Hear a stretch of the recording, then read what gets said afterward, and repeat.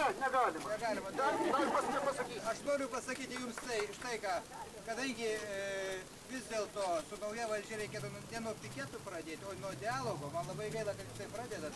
O šiaip tai mes pusę 3 kviečiam 3-4 atstovus pas mane į kabinetą pasikalbėti. 3-4 atstovus, pusę, vat, už 10 minučių. O kodėl jūs negalite išklausyti, ką čia sako žmonės? Tai ateis jūsų atstovai ir mes pasišnekėsim. Ko čia dėti atstovai? Pasiklausykite tų žmonės.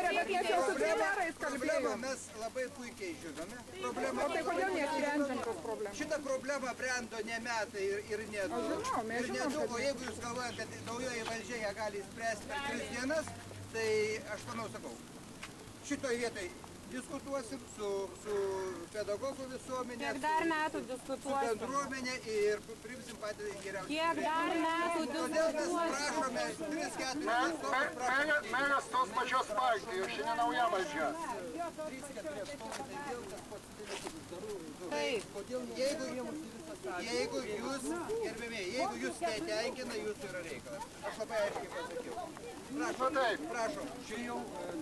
Girdėjot kolegos diktatą, labai aiškiai pasakė. Man labai gaila. Šiandien ryte kalbėjau su profsąjungos pirmininku Jasinu.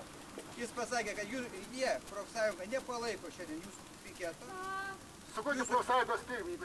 Gerbiamas profsąjungas, man Jasinas, aš nežinau jūsų, kaip ten viskas dėliojasi, bet sakė, kad suvažiavime yra išrinkta nauja valdžia.